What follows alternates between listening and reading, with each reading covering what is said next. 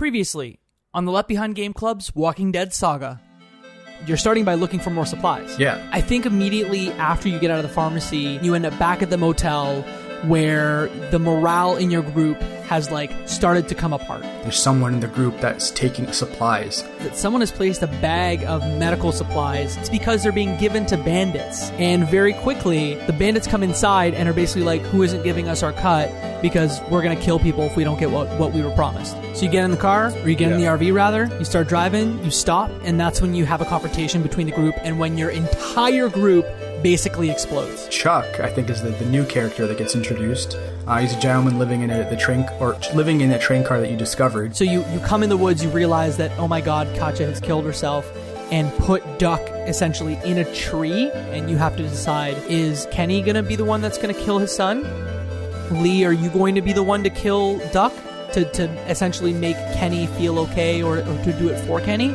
Or there's a third option where you can actually just leave Duck in the woods. Welcome to episode 111 of the Left Behind Game Club. This week, we play The Walking Dead Season 1, Episode 4. Let's get right into it. You're listening to the Left Behind Game Club.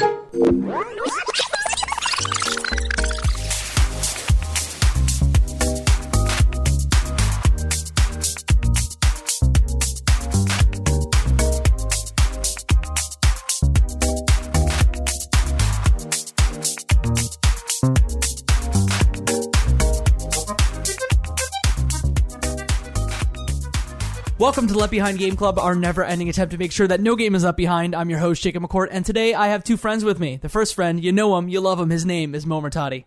Here we go. Let's try and survive another zombie horde. And here to survive the zombie apocalypse with us is writer from DualShockers.com and Twitch streamer at Cam Final Mix. It is Cam Hawkins. Cam, welcome back. Woo! Thank you. It is your fourth time on the show, but if folks are just picking this up, shame on you. Listen to the first one.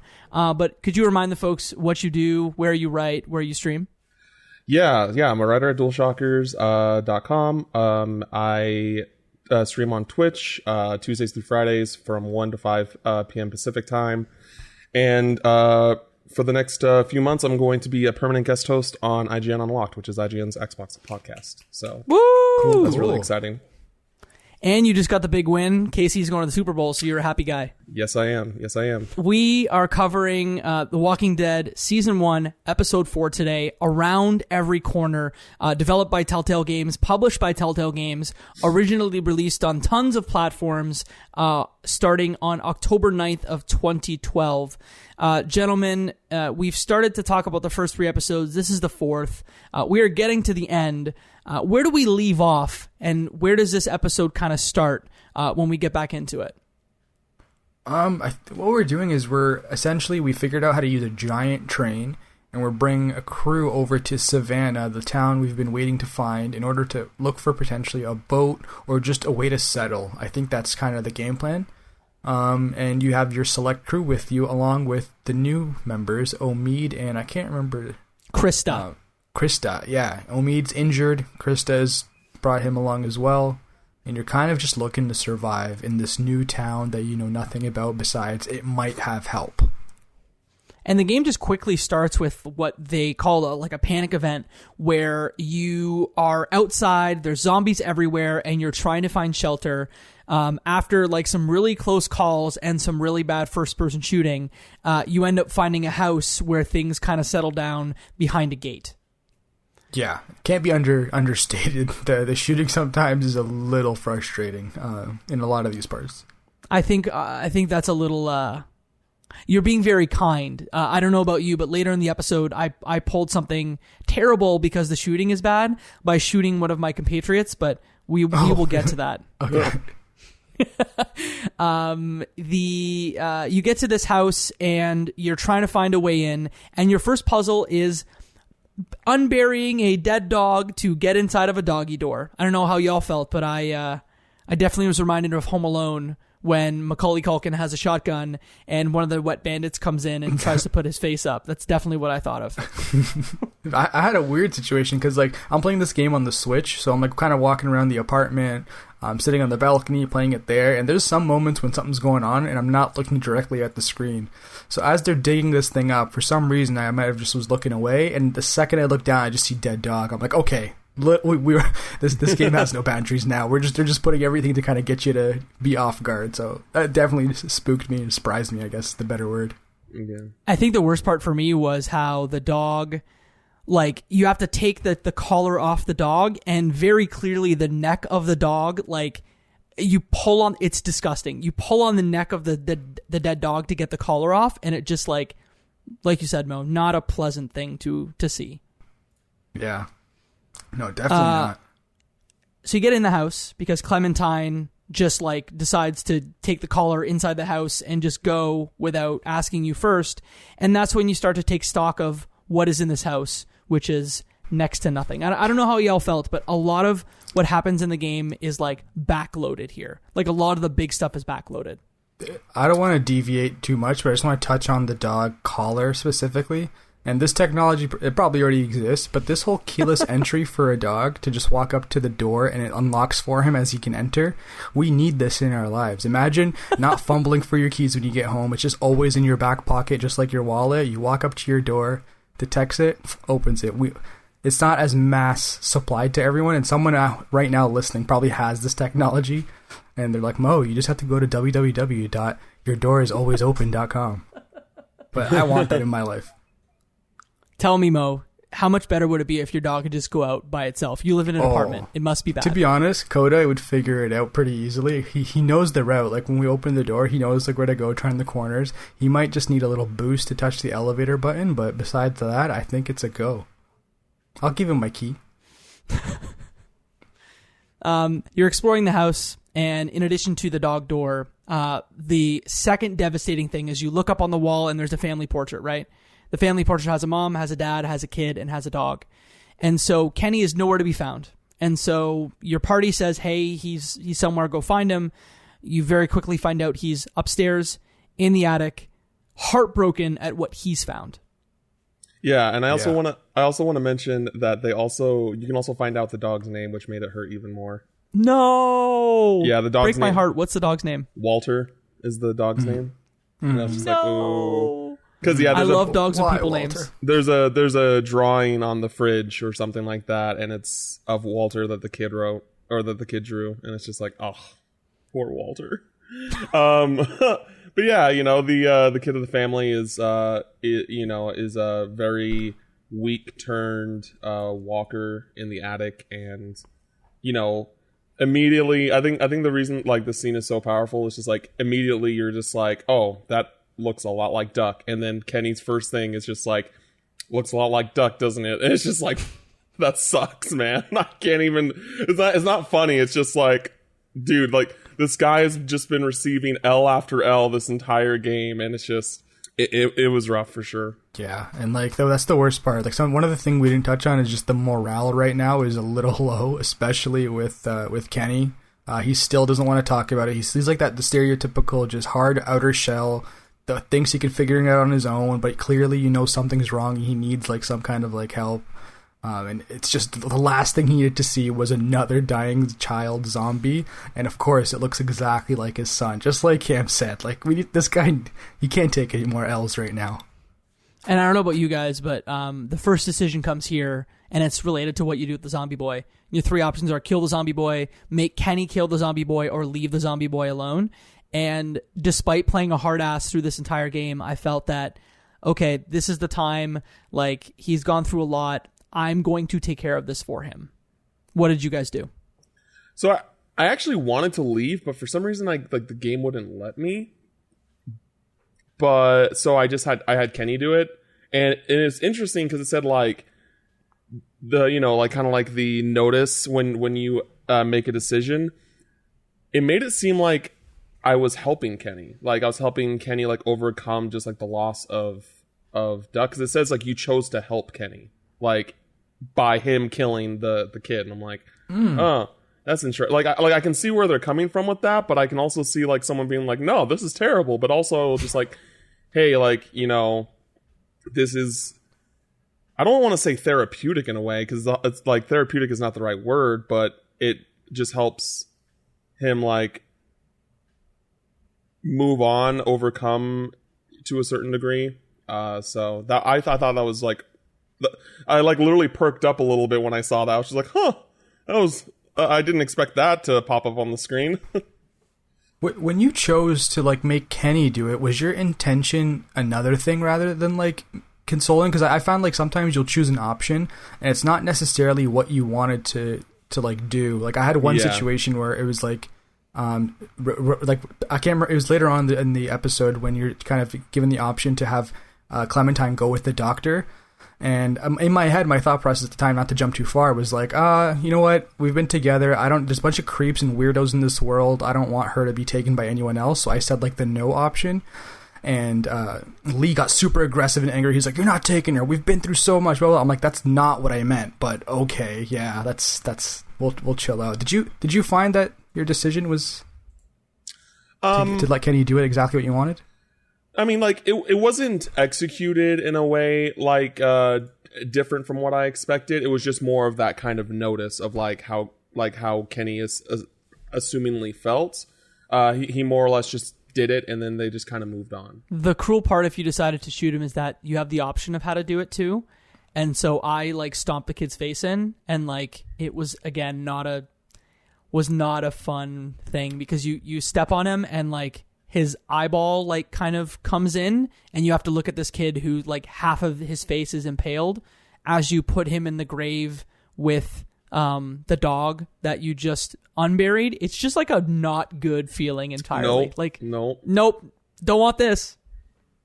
Yeah, and even to like bury the kid, it was like you're slowly putting the dirt over him, like stuff. And the mechanics are kind of slow in general. One of the things that I genuinely don't like about the Telltale games in general, it's slow movement, and you seem like you're stuck in molasses. And this is one of those things where it's not even stuck in molasses. You have to keep clicking and aiming at the right spot to move the shovel over. Definitely trying to like nail it to us that this is an uncomfortable, annoying moment, and they're trying to emphasize it. Yeah, I felt like tonally there was like maybe there was more of those moments in this episode, and this episode was actually written by Gary Whitta, so maybe that's the reason why there's like a tonal difference. But like you called out, Mo, having that like burial scene, one be from like a really cool like low angle where I think I remembered it was from like a low angle from like where the dirt was, and then to have it be like very slow and methodical was definitely like a choice that I appreciated. And that was the least common option to have Lee kill him, because I chose that, and for me, my stats said you and 25% of players chose to kill the boy in the attic. Yeah, and again, I don't know if it's like platform dependent, but on mine it says, "Did you kill the boy in the attic?" And 73% of players killed him on my platform. Wow. So yeah, Switch players, no one killed him apparently. Everyone just let the kid live. Switch soft boys, that's what you got. I don't know if you know for certain, like, you know for certain that you can leave the kid in there? Because when I tried to leave, Kenny said like, "I can't just leave this kid here." But then he was also just like, when you try and give Kenny the gun, he's like, "I don't know if I can do it." Like, you know, but so I don't really think you could leave the kid, because I was gonna say that like with the statistic, like. At first I was like, oh, maybe like you can leave, because I'm sure that like a lot of people would just be like, okay, this walker literally can't even walk. Like, you know, this kid is like as close to as a dead zombie while still being alive. Like, you know, like a dead zombie than being alive, in the sense where like it's harmless. You know what I mean? It's like it's borderline harmless, especially if you're just going to keep them locked up in the attic, if that makes sense. Yeah, I think that, you know, we always look at a walkthrough. So we play it, and then we also I also look at a walkthrough and I put together the notes. And it looks like there's like a very specific order of things you have to do to let that happen. And it's actually Krista who comes up and does it.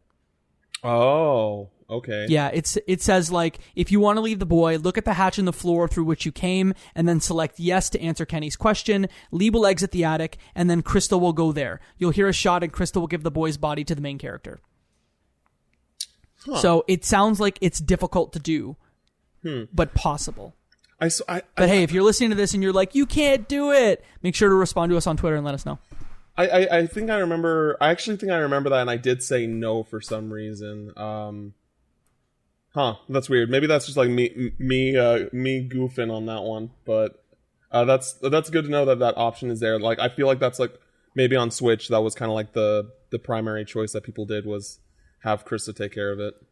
Or maybe the three choices and like, a very small percentage like didn't deal with it because it doesn't seem like it's something that's very easy to do and on the surface. So from there you discover I think the thing that becomes the catalyst for what happens in the rest of the episode, and that is when you go out back and find.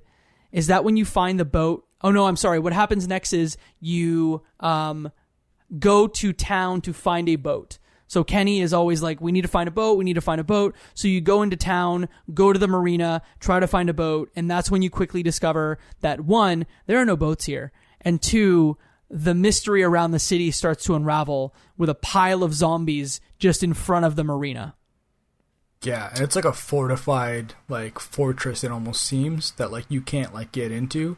So you can tell there's like some kind of settlement or people have to be here, because who would like set this barrier up to make people not want to enter in? It has to be people who are alive. We meet a young woman named Molly who explains basically about the boats, like how there's like all the boats were taken right when the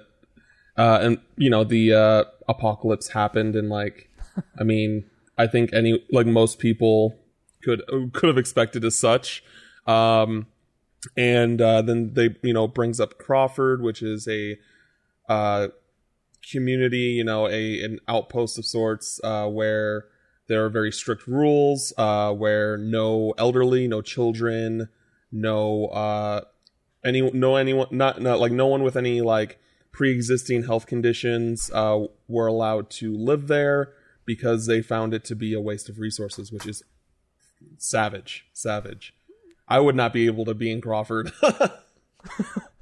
You understand where they come from. It's like a utilitarian culture where like if you do not serve a purpose, you do not belong in this community. But like you said, it sucks. It super sucks. Yep, and we kind of see that. We get a direct example of that later on in the episode as well. And that's when stuff goes bad. You get another panic event where the bells in town start ringing and the zombies start coming, and you are very quickly stuck in an alley trying to escape. Kenny escapes, Clementine escapes, Molly escapes, but you are not that lucky. Yes, we end up in the sewers, where we're trying to find a way out, where we deal with like a relatively simple puzzle. And then we end up finding Chuck, who we were separated from in the beginning of the episode. And he's just disemboweled. And just wrecked, that man. What a nice person, and he just had the worst end abruptly. He helped people, he was calm, he was and then just in and out of our lives real quick. Yeah. He let people take his home, and he was just like, no, I'll help you out. Yeah, like the first time I played through Walking Dead, like, Chuck was the first character I ran into that I just genuinely liked across the board. Like, I feel like I had like gripes with certain like every character until I hit outside of Lee and Clementine, until I hit Chuck, and I was like, oh, Chuck is so cool. Like, he's direct, but he's like giving great advice. Like, he's a very smart person, a lot of wisdom, and then he just gets separated in the beginning, and then he unfortunately kills himself to make sure that he doesn't turn into a walker in the sewers. And it's just like, man, like I get why that, I feel like that maybe Telltale or the writers knew that like Chuck was one of those kind of like gleaming senses of hope in the game. So they wanted to take that away from you again, like very quickly after receiving him, to just be like, nope, you don't get that sense of hope. So it's it's very sad, and I was sad to see him go. You get out of the sewer through a door. So basically, like, you see a ladder, and you're like, oh, I'm gonna go for this ladder because you have Molly's like hook shot tool. As you're trying to jump up to the ladder, you kick a sign, and behind the sign there's this passageway that leads you to a bomb shelter, where you're very quickly, when you open the door outside of the bomb shelter, you are confronted by not one man with a gun, but one man with a gun, Vernon, and his entire group that just think you're immediately from Crawford and are threatening to kill you. In classic Walking Dead style, you're being threatened to be killed at least 3 times an episode. Yeah, because like they immediately assess you as a threat. Like before anything, they're like, the only reason you're here is you have to be bad, which kind of like threw me off guard. I'm like, why do they think I'm bad? And the whole way I approached this one, because it's part of our like next decision, was I kept it like I offered kindness and rationality, and they reciprocated. They're very kind and accepting of me because I was very honest and kind as well. So I was glad, because once you meet a new person in this post-apocalyptic world, it can go 2 ways. They could be needing help and would love to you join them, or you're going to be used as their help. And that's maybe the bad boys in that like bunker place that we're probably going to meet soon. I did the same, Mo, but I came at it from a different way. I was like, this man has a gun in my face, so I don't think threatening him is the thing to do here. So I took the same path where I was like, I'm going to talk calmly. I'm not going to lie. I'm going to tell the truth. And if I die, well, at least I didn't get murdered, or at least I tried my best not to get murdered. Mm-hmm. Yeah, I did the same thing. Yeah, we basically find out that this group of people are cancer survivors who got out of Crawford before, like, they were going to basically kill and get rid of all of the sick and elderly and children and all that stuff. And they've been kind of camping out here, like at this bunker, ever since. And then you basically talk to them about your group and how you have someone that's, you talk about Omid, how Omid's injured at the house, and Vernon offers to come to the house to take care of Omid, check up on him, and potentially get out on this boat with y'all if you find one. Yeah, and what happens next is you end up going back to the house. Kenny's drunk. Vernon's like, let me see what I can do with Omid. And like you alluded to, Cam, like, people want to get a boat and get away. Clementine just finds a boat in the backyard in the shed. So she's playing around in the shed. You hear her in the shed. You open the shed door, and there is a perfectly intact boat that your team can take. Can only fit 5 people, but at least you can get 5 survivors out onto the water. Yeah. And that the 5 survivors thing is because of Kenny, I think. He kind of comes to you secretly afterwards and goes, hey, I think he says it's like a 30-foot boat, and like, to the best of his knowledge, only 5 people can be on there. I accepted that as like, okay, that might be a ballpark, but like, I'm sure 6 is not going to sink the boat. In my head, I'm kind of doing these calculations, and that's when like the other, I think what's the other lady's name that comes in? The doctors, Bree. I think. Bree. Another person comes into the mix, and I'm like, oh my goodness. So we're going to have to go get resources, probably go into the Crawford area. In my head, I'm not going to lie, I was crossing my fingers. I'm like, okay, we have like 7 or 8 of us. Oh no! I need 6 I hope some of y'all to die. Project. I need some of y'all to die. If someone trips, I'm just going to be like, oh, nothing to see here. We just got to keep moving, kind of thing. Because I don't want to be putting 9 people in this 5-person boat, but like 7 is better. Yeah, we're in the zombie apocalypse. We're gonna. I don't even know what we're gonna use the boat for. I'm just like, let's just get on this boat. So I had this thought in the episode, and it's mostly because I hate Ben. But like, Ben is a coward, right? He is like a classic coward in fiction. But I thought to myself, like, in a zombie apocalypse, I think that like, he's a coward, he's a terrible person. But I can't tell you with certainty that I wouldn't be the Ben. Like, part of me feels like I would be the coward in a situation. I'm a little ashamed to admit that, but like, you can't say with certainty that you wouldn't do some of the things that man does. Yeah, I lost my like tolerance for like Ben's mistakes to endanger everyone in the beginning of this level, when I think he's with Clementine by himself, surrounded, and you yell at him, hey, make sure she's okay, and he just runs away. I'm like, I gave you like 3 chances, and I gave you benefit of the doubt. You're just some dumb kid. But now, yeah, you're still a dumb kid, but now I'm not going to waste like emotional resources to like take care of you when I can take care of someone else who's going to also help us to survive.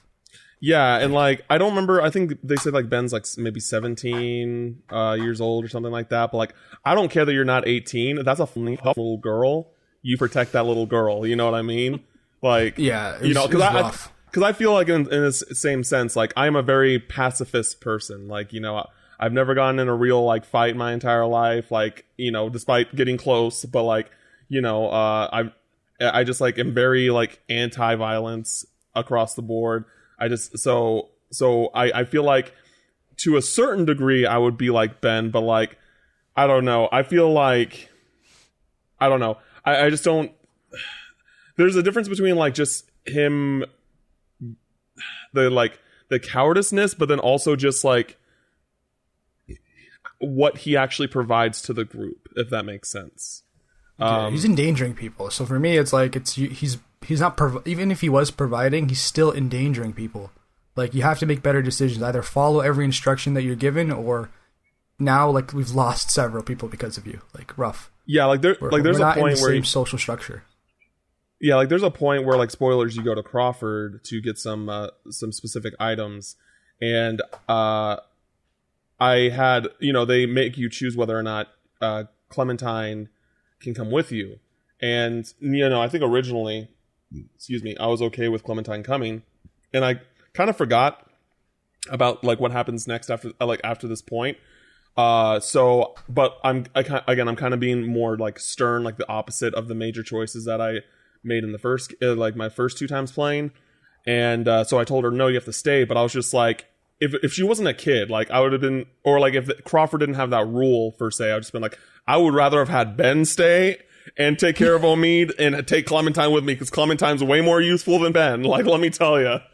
Yeah. This 8-year-old girl is more useful than the 17-year-old guy. Like, yeah, because even earlier with me, I didn't bring her the first time. Like I went with Ben, and she ends up saving your life because Molly's about to like bash your face in, and she's like, "Please don't!" And like her sweet voice stops Molly, I think, in her tracks. So, and when the next option came into whether or not to bring her to Crawford, I went, okay, she's very helpful. She can get into small places because we've gotten to all those nooks and crannies with her in the previous levels, and she's a good shot. So I think we're going to be bringing Clementine along. And part of me also is trying to play the system. I'm like, she seems like a very solid character. I know they got rid of Chuck and ripped our hearts out, but can they also get rid of Clementine? You know what? I'll challenge them on that. I'll let them play their cards and see. But until then, I'm bringing her along to everything. I wasn't thinking in the binary like that. I was just like, you are a child. This is dangerous. This place like does not like children. So that's why I said I'm going to leave Clementine at the house because she can watch Omid. I don't care, Ben, you come with me and just don't get killed. Like that was my perspective on it. Yeah, and I, you know, because again, like just spoilers later, we find out that Crawford has basically fallen, and we did not know that going into it. So that's why I was just like, oh, I'm going to leave Clementine at home because she's a child and I don't want her to potentially get caught and killed, you know? Well, God, but before we got all the way there and we're just kind of double tracking. Yeah. So so that's basically what we do, right? We end up going to Crawford and we're looking for a battery, fuel, and medical supplies to help with Omid because Vernon, the doctor, says that he has an infection that will only get worse if it's not treated with antibiotics. It's a stereotypical, like, this is the big mission in the episode where you have to collect a bunch of items or switch off different things in a certain sequence, like when we started the train in the previous level. So this one I found was a lot of walking around to, like, collect things, collect items. You get the tape to read a little further into, like, the history of the different characters, especially Molly. Yeah. How did you guys feel about Molly, I guess, at this point? Like, this new character who seems very, like the very good resource for the group, like, very nimble, can climb buildings, has a weapon, and can use it. What was your guys' take on this character? I like Molly. The thing I didn't do that I wish I would have is I wish I would have... Because you could start to understand, like, why did she beat this doctor up who's now a zombie, like, to a bloody pulp? Oh, it's because she has a past history with this doctor. I didn't get to a point where I confronted her about the fact that she was from Crawford, but some of the stuff that came up, like you knew that she had history with this town. I didn't confront her about it, though. I don't know. Did you guys confront her about her past with Crawford? Yeah, I mean, yeah, I did. I was just like, but, you know, and she does make a good point. She's like, I technically didn't lie to you about anything. I just like basically omitted information to you. Like, it was like, I told you about Crawford, but I didn't need to tell you about me. Like, and I'm just like, that's actually really fair. Like, that's fine. Like, I don't think she did anything wrong. Like, you know, because you basically watch this tape and you find out that she's basically been sleeping with the doctor, which is like this doctor, which is the zombie that she like beats the shit out of outside the auto shop. And she, because her sister is like terminally ill or something like that, she has some sort of ongoing illness, and she needs like the proper medication to keep her alive, basically. And, yeah, she has diabetes, I think, and like she wanted to always get her medicine so that way she doesn't show symptoms in Crawford, because if she did, then and they found out she was diabetic, the assumption would be she'd be getting rid of. I must have forgot about the diabetes thing, but yeah, exactly. Which for them that breaks the rules, that type of thing. But then you know he says that like he can't give her information or the resources anymore because the like head people are being a lot more aware of the inventory for the medication and things like that, and it's one of those things where I'm just like, you know, like despite outside of the like, you know, just getting medical supplies for sex and things, or vice versa, sex for medical supplies, like, I mean, like the doctor like did as much that he could, you know what I mean? Like when the deal was done, like, you know, they basically, from what it seems like, they do it once and then he gives her like enough to last for a certain amount of time. And it was like an equal trade. It was an equal trade that they agreed upon. And like, he was just like, yo, I can't do this anymore, because if not, I'm going to die. You're also going to get in trouble. So what, it's tricky to be equal though, because like at the same time, like she has no choice if she's trying to save her sister, and then that's the only source of medicine. It's like for her, it's like I have to go through this, and this guy's probably enjoying it too. He's like, look at this power position.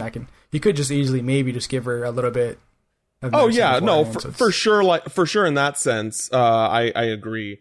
But I mean, I'm just saying that like in the generalization of their deal, it's just like you know, he would have done more, like even if he wanted to like just give her medicine, like, you know, knowing the situation, like he still wouldn't even be able to do that. You know what I mean? Like even if like this deal wasn't like an actual thing, she's like, yo, I can't do this anymore. There's no, like, you know, they're cracking down on the inventory, that type of thing. I'm glad you guys brought that up, because so there's like 3 camcorder tapes that you find throughout, and that's what gives you information that allows you to access the cabinet to get medicine. Yeah. But the 3rd tape is optional, and that's the one that goes into stuff with Molly. And I won't lie to you guys, like I did not watch the 3rd tape. Oh, really? So if you don't watch the 3rd tape, you don't get this Molly information. But having played the game before, I remembered it. But I'm glad that you guys went through that, because that is not something that every player will see. And that's why for me, I got the option, like, do you confront her about it, kind of thing. Like, do you confront her about her history in Savannah? And that's when she kind of gave the per your reasonable like response. Like, I was from there. This is the situation. Her story checked out. Maybe this is too predictive and getting ahead of myself, but I had a moment where I was very suspicious of Molly, and it was when she kept the car battery. And then, she, as you're kind of like collecting all your things and finishing up this like level, she's like, oh, I'll hold on to this. That way you guys don't leave without me.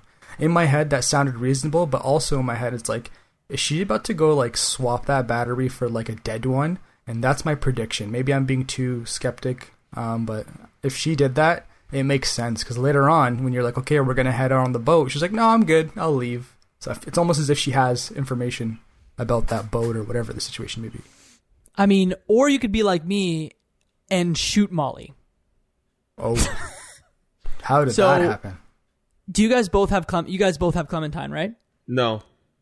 No. Okay, so if you have Clementine saves Molly. Like, there's a situation where there's a bunch of zombies, Molly gets caught, Yeah, and she's killing zombies, whatever. Clementine pulls Molly out of the group. But if you're like Cam and I and you don't have Clementine, you end up having to shoot the zombies around Molly, and if you shoot incorrectly and you shoot Molly, or you take too long to shoot the zombies, she will, in my case, like, I shot her in the shoulder and she ran away, and that was all that I saw of her in that episode. Yeah, I mean, I saved her, so. And did she just follow you to the end of the episode? Yeah. Okay, so I've lost Molly, so not good for me. So essentially, everyone gets all the things they need, but zombies are everywhere. You need to escape, and that's when Bree. There's a confrontation before things really get bad, and it's related to Ben and what Ben did in the last episode. It's teased earlier, but Ben cannot get over the fact that he feels like he killed Katja and Duck. Yeah, and especially because there was, in this situation where you were in the school collecting all those supplies, you end up using a hammer to block a doorway so zombies can't come in.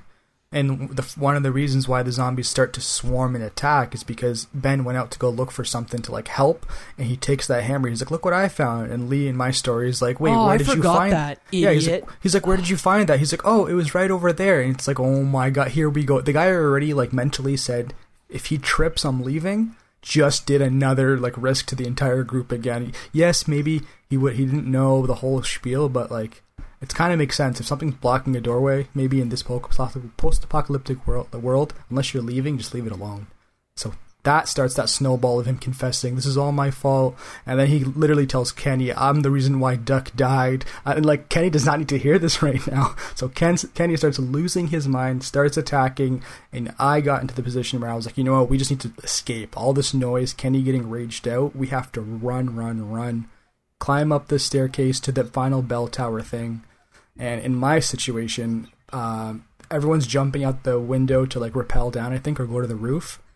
And you have a situation where Ben's last, and you're like, "Come on, Ben, let's go." I don't know why my guy said that, but he gets caught up with the zombie, and you have the choice. Do you let Ben die, or do you, I guess, save him? What did you do, Jacob? Hey, guess what I did? You killed him? I let Ben die. Goodbye, Ben. I was like, "Goodbye, Ben. Bye." I didn't feel bad about it at all. Like, maybe I'm a heartless person.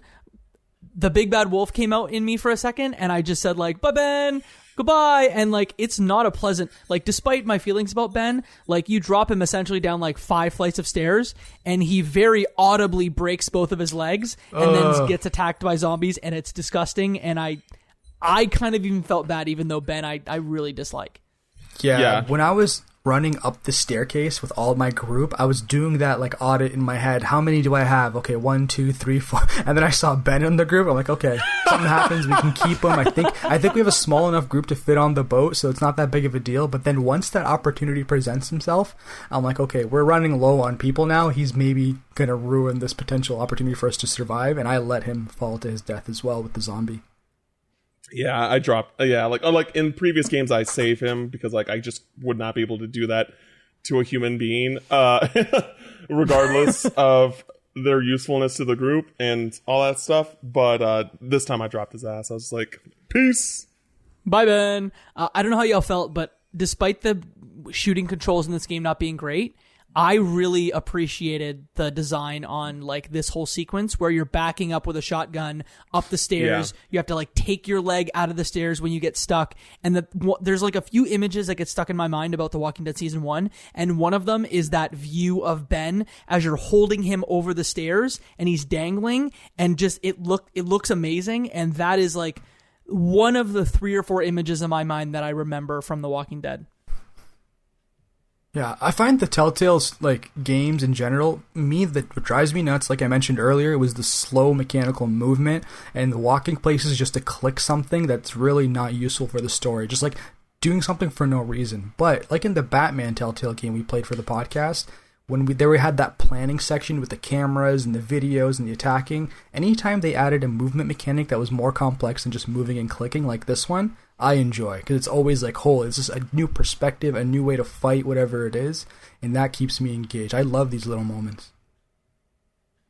If you are enjoying this discussion, Mo, that's a great point. We have played Batman, the Telltale series, and The Wolf Among Us Season 1. So whatever you're listening to this on, scroll to the bottom of our feed, and both of those shows are there. So if you enjoyed this, you'll also enjoy that. Yeah, those ones will be really good to like play along to. So if you play an episode and then listen to the one episode, we've split them up like that, so it'll be really helpful, just like this series. There's two more things that kind of happen at the end of this episode. And the first is a confrontation that one of you alluded to earlier in this episode, and it's about Vernon, it's about Lee, and the fate of Clementine. And so Vernon at one point confronts you and says, like, hey, you have a kid, like, Clementine's not your kid. I think I should take Clementine. And I don't know how y'all felt, but I got really angry. Like, I think, Mo, you said the walk away Vernon, which you thought was just going to be like a, hey, just go away. No, I knew that he was going to get angry, and that's the way I wanted it. I wanted to say, like, you don't know what's right for this kid. This is not my daughter, but, like, I am solely responsible for this child. You need to leave right now. I have no idea who you are. Yeah, I agree. Yeah, 100%. Yeah, so I had a similar sentiment, but I didn't want him to get, I thought it literally said, like, walk away from Vernon. So, like, to say, no, I'm not doing that, but my whole head was like, I am not giving this child up to weirdos that we don't know yet. Like, he was very nice, he was very rational, very pleasant along the ways, but it was like, we'll take her away and take care of her. I'm like, first of all, Clementine might not want that, so now she's like, why are you getting rid of me? You're the only person that's stuck around me. That was swirling in my head. But two, it was like, I can't risk giving her up to some randoms when, like, she's for sure going to be, like, saved with our group, because we know our group, we know their flaws, we know their strengths and weaknesses. This person just came into our lives, and he could be just collecting children to, like, remember the meat farm or the meat locker in the previous episodes? Well, that happened, so in my head, I'm like, anything's possible to protect who's around you and make sure everyone stays together. That was my thought process. Walk away, but I guess it was back off. Vernon is what he really said. Yeah. And the final thing is, like, I think one of the most surprising things that happens in the entire season. 100. And Mo, you're shaking your head. Why don't you run it through? Because it was your first time playing through it. Well, so the thing that sticks into me is vividly is you get bit. Lee, the main character, gets bit in his arm, and as soon as that happens to me, I'm like, oh no, is this the end of the story? Like, what's going on? And you get the quick time event that comes up saying, hey, do you show the bite or do you not show the bite? What did you guys do? Dum dum dum. So I just want to say, like, the first time I played this, and I have a direct, like, comparison of a reaction to to how I reacted when Lee got bit. It was like in Toy Story, the first one, where Woody lights the match and then the car drives by and it like extinguishes the flame, and he's like, no, like, that was literally me when it happened. I was like, no. I was literally just devastated, like, no way. And oh my gosh, it was just so unexpected. It was just like, I don't know, because it gives you this sense of, like, peace and tranquility at the end of the episode, which is, like, the first time we got that, you know what I mean? Like, it's like the first time where it really feels like that things are looking up, if that makes sense. And then it just destroys you in literally a second. A second. So it was devastating. But this time around, I concealed the bite. Ooh, interesting. Okay. This whole thing comes about because you lose Clementine, you see her hat, and like you said, Cam, it is such like a nothing moment. And I remember back in the Walking Dead series, like, whenever a companion of yours got bit, I seem to feel, or at least remember, that a lot of the time it's those exact moments. It's those moments where there's calm, it's tranquil, you think that nothing's going to happen, and then boom, spoilers for the Walking Dead TV show, Herschel's leg gets bit, for example, and then you got to chop off his leg. It is a rough. Or like when Dale is just, like, in the field, and then a random zombie just, in season 2, like, I was so sad about that death in the show. Spoilers, but Man. Yeah, I totally get it. It's very similar. So you decided to conceal your bite this time around. Yeah. I, for some reason, I don't know if it was the conversation with Vernon about Clementine before that, but I showed the group. I was like, guys, this is me. Like, I'm a Zambi now. Sorry. Yeah, I want to stay consistent. I've this whole playthrough, I've tried to be like a very honest, true, like rationally, like not to get too swung on either side kind of thing. So when that option came out, I'm like, I've been wanting to know about people's bites. We've treated everything reasonably.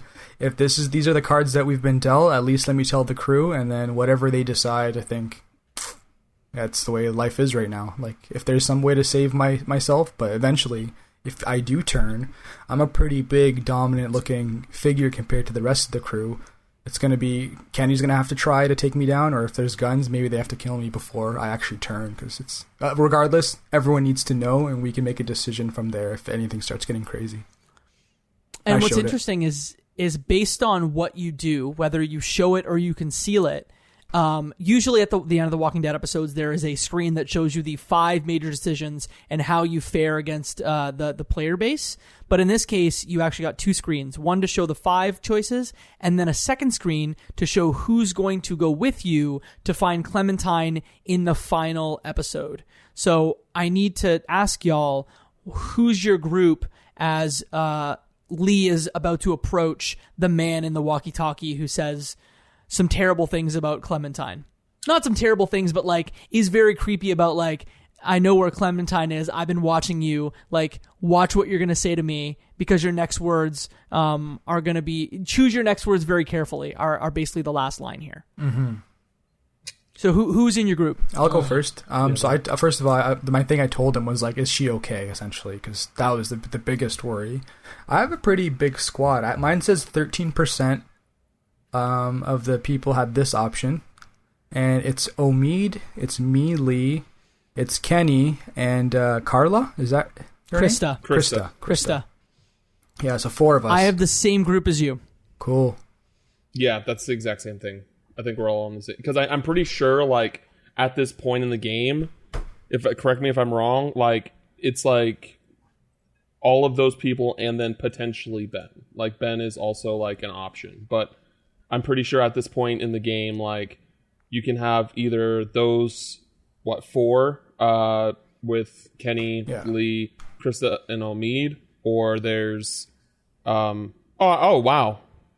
Yeah, so there's 7 permutations of different choices, but like you said, Cam, there's only 5 characters that you can choose from. So it's basically like, hey, is Lee going to go by himself? Is Lee going to go just with Kenny? Is Lee going to go with Krista and Omid and Kenny? Is Ben part of the equation? So it's like 7 permutations of the same 5 characters. Exactly like you said, though. There's only 5 characters that will go with you. There's an option to be just Lee by himself, or Lee and Kenny. I would like to be just the Lee and Kenny, like, combative duo, but at the same time, that's gnarly. Could you imagine having just you by yourself? Couldn't. Oh my goodness. Well, I guess I get it. Like, Lee just said he got bit, so he's just going to be like, I might as well go at this alone because I'm going to die anyway. So maybe that's why. Is that only 4% of players that decided to pick just him? Mine's just 6, so something similar. Yeah, 6% of players. It seems like the most common is either having the entire group, which includes Ben, followed by the group without Kenny, followed by the group without Ben. Yeah. So 16% for the whole group, 14% no Kenny, 13% no Ben. Gotcha. And that's how the episode closes, with Lee looking at the walkie-talkie, having someone speak to him, and then seeing what's going to happen next. Mo, you are our first-time player. I want to go to the thing that we've been doing in the last couple episodes, which is asking you where you think this is going to go. Because Cam and I know, but you don't know what's going to happen next. What do you think is going to happen next? Okay, I have hopefully this doesn't get too weird, but this episode has Did you write fan fiction? You wrote fan fiction, didn't you? No, I didn't do anything. This is me just, I'm shooting. I even saw that I was going to have a prediction corner opportunity, so like before we started recording, I wanted to stay blank and fresh, so I didn't look anything up. Here's my prediction. 1, I feel like Molly in my playthrough, I think she's alive because what's her name? I brought Clementine with me. Mm-hmm. So you think like Molly's alive? I think Molly's alive. Yeah. Well, I think we should clarify that. Like, for me, Molly. So I looked it up. I did the research. So like, unless you kill Molly on accident, no matter what happens, she returns to the house, and then she basically just says like, she kind of like reads the room and realizes that like she shouldn't really be a part of this group, and she dips out on her own. So just kind of put that in perspective. Yeah, I think that's what happened in mine. Like she like dips out and says, I'm not going to be part of this. You guys will be good, and that's what kind of like my interest, thinking she's probably helping the what's it called? What's the group called? The city? Crawford. Yeah, she's helping the Crawford crew in some way, or she's been in communication with them almost like as like a remote spy. The other thing I'm predicting is this is off so you know how they're like there's no like kids allowed? Mm-hmm. Mm-hmm. Okay, so here's my stretch with that. So I'm like, how are they gonna like grow a community? So they're definitely like playing with eugenics or some kind of like creating their own future community. So only like maybe the healthiest. You're galaxy braining this big time right now. Yeah, male or female, like the highest valued male or female in that, because like that's their operating based off of just like binaries. You're like we're either you're helpful or you're not. So if you're the most helpful and we need to reproduce, let's make the most helpful people reproduce, kind of thing. Some kind of weird like thing in there. So if you see a child that's not from the group, it's like, oh, maybe they're bringing an infection or whatever it might be. So that's where I think that's as crazy it's going to get. Besides that, I just picture like some kind of sheriff, like wheeling and dealing leader who's kind of anything he says goes, and maybe he's worshipped in some way. I'm trying to get as crazy as possible because hopefully it's not worse or less crazy than that. Okay, so you think that they're going to face Crawford, we're going to see the leader of Crawford, and that we're going to find out more about like the eugenics kind of society that they've built. Yes, exactly. I think it's going to be very like, driven based off of what he believes is the best way to grow a new 2050 community in his post-apocalyptic world. And everyone's just about it because they've survived this long. Okay. Well, we're going to find out if Mo is right or wrong in the final episode of Season 1 of Telltale's The Walking Dead. We've got one left. Tons of stuff that's still to come. But before we close, I wanted to say, Cam, thank you so much for coming back for the fourth time. We really appreciate having you on the podcast, providing your insights. And I think you're going to enjoy telling Mo whether he was right or wrong in the final episode. I'm sorry. I can't. I'm sorry. It's rude. It's rude to laugh, but like let's just say like without going spoilers, like Crawford is irrelevant moving forward. Just don't even. There's nothing to do with Crawford. Oh man, Crawford was just for that episode. I just couldn't like. I was like, I gotta let him down gently. I just gotta let you down. Oh, just like, okay. Kind of like. I thought this was the pivoting moment where like no, there's only one Walking episode Dead season left. 2 is all Crawford. No, there's only one episode left. Man, it's all about rescuing Clementine. It's all about rescuing Clementine. Sounds good. I'm excited now. But I want to rescue Clementine. Like, I don't want to deal with these bad people. But it's great. It's great, and just emotionally prepare yourself. That's all I'm going to say on that one. Okay, sounds good. Now that you've burst Mo's bubble, why don't you tell us where we can find you on the internet? Yeah, you can follow me on Twitter at Cam Final Mix and twitch.tv/Cam Final Mix. You can follow DualShockers at DualShockers.com and at DualShockers on Twitter. And again, I'm going to be for the next few months a permanent guest host on IGN Unlocked. I think episodes drop every Wednesday normally at the latest. Sometimes they come out like. Normally, I think like the audio comes out on Tuesday, and then like the video, like YouTube version, comes out on Wednesday. But at the very least, Wednesday, it should be everywhere, no matter how you want to consume it, whether it be video or audio. So again, like super exciting opportunity for me, and I'm very thankful to Ryan McCaffrey for giving me it. So the first episode is out now. And the second episode drops on the same day that this drops. So if you have not listened to IGN Unlocked, you will find Cam on that show. You will enjoy that show. So please give that show, DualShockers, and Cam on Twitch your follows and your loves. Thank you so much for coming back. Absolutely. Can't wait to talk about the final episode. You mean about how Crawford is going to eugenics plots to take over? How they're Mo's angry over here. Is it just like we're gonna walk? I'm not gonna save it. I'm gonna save it. All right, you can find all things Left Behind Game Club at leftbehindgame.club, on Twitter at leftbehindclub, and on Instagram at leftbehindgameclub. You can find the link to our Discord at leftbehindgame.club/Discord. Come on in, talk about video games, about television, about whatever you want, and we play Among Us sometimes. So if you like that game, come and find us again, leftbehindgame.club/Discord. Mo, if folks want to find you on the internet, where can they do so? You can find me in that Discord server. I actually jumped in a couple of those Among Us games. They're super fun. We do them every weekend, just a few people. And you can find me at emertati.com. I also streaming on Twitch. Take a look on the Discord server for updates on that. Jacob, where can the fine folks find you?